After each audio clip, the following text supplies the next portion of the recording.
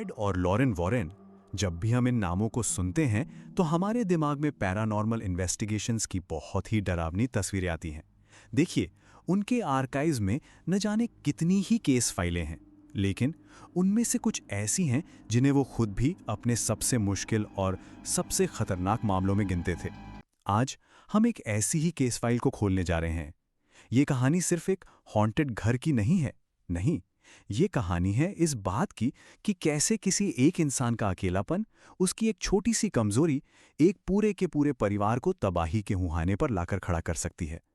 तो चलिए डोनोवन परिवार के इस मामले की तह तक चलते हैं। वॉरेन दंपत्ति ने खुद अपने रिकॉर्ड्स में इस केस को यही दर्जा दिया है। ये कोई मामूली भूत प्रेत की कहानी नहीं थी। असल में ये एक बहुत ही सोची समझी साजिश थी, एक दिमागी खेल था जिसमें एक पूरे परिवार की रूह दांव पर लगी हुई थी। और जैसा कि हम आगे देखेंगे, जो होने वाला था वो किसी की भी सोच से कहीं ज्यादा भयानक और पर्सनल था। तो कहानी शुरू होती है डोनोवन परिवार से। टेड, एलेन और उनके बच्चे, वो एक नई शुरुआत चाहते थे और इसीलिए इस घर में आए थे। बाहर से देखने में सब कुछ बिल्कुल परफेक्ट था, एक शांत मोहल्ले में एक प्यारा सा घर। लेकिन उन्हें जरा भी अंदाजा नहीं था कि उनकी इस खुशहाल जिंदगी की बुनियाद में पहले से ही एक दरार मौजूद थी, एक ऐसी कमजोरी जो एक अनदेखी ताकत को उनकी जिंदगी में आने का सीधा सीधा न्योता देने वाली थी।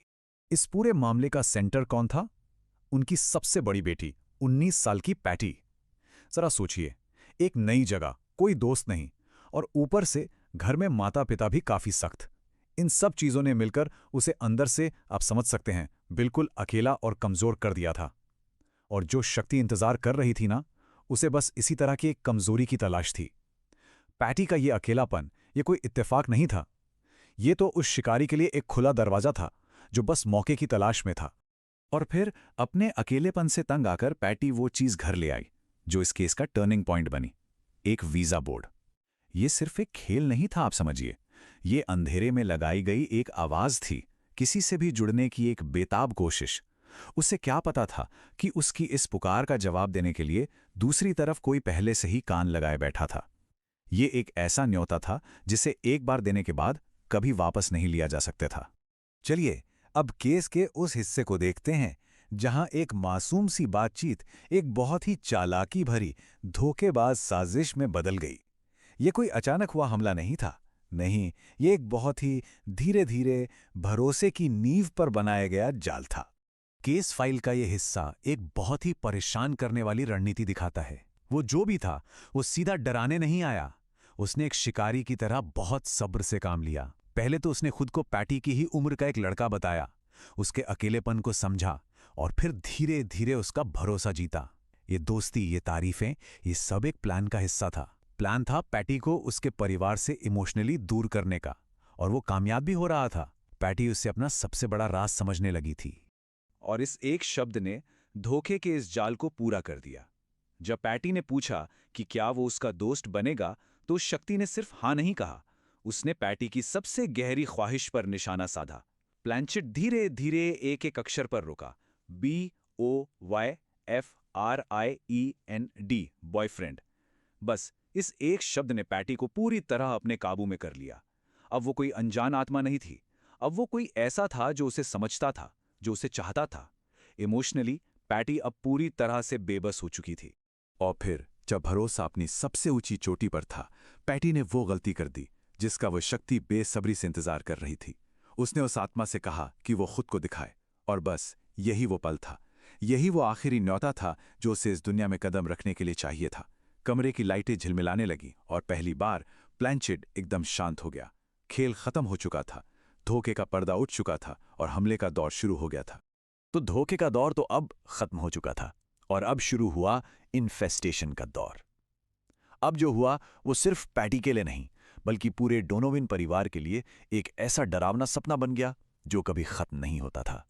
उनके घर को एक जंग के मैदान में तब्दील कर दिया गया था।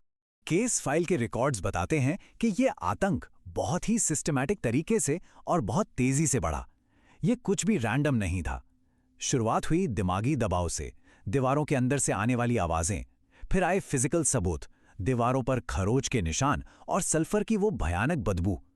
फिर कुदरत के नियम तोड़े गए, नलों से खून जैसा गाढ़ा लिक्विड बहने लगा और आखिरकार 31 मार्च 1974 को उसने अपनी पूरी ताकत दिखा दी। हवा में तैरता फर्नीचर और वो काला साया। अब वो छुप नहीं रहा था, वो घर पर अपना हक जता रहा था। परिवार का घर छोड़कर जाने का फैसला एक तरह से एक टेस्ट बन गया। और जब उस आतंक ने होटल में भी उनका पीछा नहीं छोड़ा, तो एक बहुत ही खौफनाक सच्चाई सामने आई। ये हॉन्टिंग घर से नहीं जुड़ी थी, इसका निशाना खुद डोनोवन परिवार था। असल में शुरू से ही शायद पैटी ही उसका असली निशाना थी। वो कहीं भाग नहीं सकते थे। और जब वो अपने तबाह हुए घर लौटे तो ये बात बिल्कुल साफ हो चुकी थी। जब डर और लाचारी ने परिवार को हर तरफ से घेर लिया, तब टेड डोनोवन ने वो एक फोन किया जिसने इस केस का रुख ही बदल दिया। उन्होंने पैरानॉर्मल इन्वेस्टिगेटर्स एड और लोरेन वॉरेन से संपर्क किया। अब इस कहानी में उन लोगों की एंट्री हुई जो शायद इस परिवार की आखिरी उम्मीद थे। वॉरेन दंपत्ति का तरीका हमेशा से ही दो अलग-अलग ताकतों का मेल रहा है। एड, जो एक डेमोनोलॉजिस्ट थे, उन्होंने फिजिकल सबूतों पर ध्यान दिया। घर का वो दम घुटने वाला माहौल, दीवारों से मिला इंटेलिजेंट जवाब, ये सब एक जागरूक मौजूदगी की तरफ इशारा कर रहा था। और दूसरी तरफ थी लॉरेन, जो एक क्लेयरवॉयंट थीं। उन्होंने सीधे उस ताकत को महसूस किया, एक बहुत बड़ा, एनर्जी खींचने वाला काला साया जिसकी आंखें लाल थीं। दोनों एक ही नतीजे पर पहुंचे। ये कोई भटकी हुई इंसानी आत्मा नहीं थी, ये कुछ और था, कुछ बहुत पुराना और बहुत ज्यादा खतरनाक। वॉरेन्स का डायग्नोसिस एकदम साफ और बेहद डरावना था। ये डेमोनिक इन्फेस्टेशन का केस था। देखिए, उनके काम में इस शब्द का बहुत गहरा मतलब है। ये किसी इंसान के भूत की हॉन्टिंग नहीं थी जो अक्सर किसी अधूरी इच्छा की वजह से भटकते हैं। नहीं, ये एक अमानवीय शैतानी ताकत का हमला था और उसका सिर्फ एक ही मकसद होता है, इंसानी इरादों को तोड़ना, उस पर कब्जा करना और आखिर में उसे पूरी तरह से तबाह कर देना। पैटी उसका रास्ता थी, लेकिन पूरा परिवार उसका निशाना था। लोरेन की शक्तियों ने उन्हें यह बता दिया था कि इस ताकत को एक न्योता मिला था। ये दरवाजा अंदर से खोला गया था। उनका शक सीधा पैटी पर गया और आखिरकार डर और अपराध बोध के बोझ तले पैटी टूट गई। उसने वीजा बोर्ड और अपने उस ख्याली बॉयफ्रेंड का सारा राज उगल गया। बस उसी पल केस की सबसे बड़ी गुत्थी सुलझ गई। उस ताकत के आने का रास्ता पैटी का अकेलापन और उसका भोलापन था। अब तक ये बिल्कुल साफ हो चुका था कि परिवार की जान खतरे में है और ये मामला किसी भी तरह की जांच या बातचीत से बहुत आगे निकल चुका है। तब वॉरेन्स ने फैसला किया कि अब सिर्फ एक ही रास्ता बचा है, चर्च की मदद से एग्जॉर्सिज्म। अब ये कोई इन्वेस्टिगेशन नहीं थी, ये एक रेस्क्यू मिशन था। जैसे ही प्रीस्ट ने कैथोलिक रस्में शुरू की, उस शक्ति ने अपनी पूरी ताकत से पलटवार किया। डोनोवन का घर अब एक रूहानी जंग का मैदान बन चुका था। कमरे का तापमान अचानक इतना गिर गया जैसे सब कुछ जम जाएगा, और घर ऐसी ऐसी आवाजों से गूंजने लगा जो इंसानी थी ही नहीं। असली लड़ाई अब शुरू हुई थी। और फिर वो काला साया जो अब तक सिर्फ परछाइयों में छिपा था, वो कमरे के बीच में आ गया। उसने अपना असली रूप दिखाया और अपने असली निशाने यानी पैटी पर पूरी तरह से कंट्रोल कर लिया। पैटी का शरीर मानो ग्रेविटी का कोई असर ही ना हो, हवा में ऊपर उठ गया। अब वो ताकत छिप नहीं रही थी, वो चुनौती दे रही थी। ये टकराव पैटी के शरीर के अंदर उसकी आत्मा के लिए हिंसक जंग बन चुका था। जैसे जैसे प्रार्थनाएं तेज होती गईं, पैटी का चेहरा दर्द से बिगड़ने लगा, उसकी आंखें लाल हो गईं और वो चीखने लगी। लेकिन वॉरेन्स के मुताबिक वो चीखें पैटी की नहीं थी, वो उस ताकत की थीं जो अपना कब्जा छोड़ने को तैयार नहीं थी। और फिर जब उस शक्ति को लगा कि वो हार रही है, उसने अपना आखिरी सबसे हिंसक दांव खेला। उसने पैटी के शरीर को सचमुच एक हथियार की तरह इस्तेमाल किया और उसे हवा में लगभग 5 फीट दूर सीधा दीवार पे दे मारा। वो वहीं बेहोश होकर गिर पड़ी। ये एक हारी हुई ताकत का गुस्सा था, उसका आखिरी हमला। उस हिंसक पल के बाद जो खामोशी छाई, उसमें एग्जॉर्सिज्म को पूरा मान लिया गया। लड़ाई तो खत्म हो गई थी, लेकिन इस जंग ने ऐसे जख्म छोड़े थे जो शायद कभी भरने वाले नहीं थे। कहानी का अंत शांति भरा तो था, लेकिन सुकून भरा बिल्कुल नहीं। उस हिंसक पल के बाद घर में एक अजीब सी शांति छा गई। वो शैतानी ताकत जा चुकी थी। घर फिजिकली ठीक हो गया, नलों से साफ पानी आने लगा, बदबू चली गई। पैटी को जब होश आया तो उसे उस भयानक रस्म के बारे में कुछ भी याद नहीं था।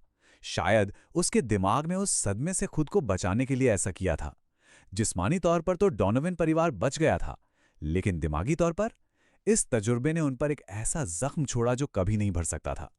और आखिर में डोनोवन केस फाइल हमें एक बहुत ही परेशान करने वाले सवाल के साथ छोड़ जाती है।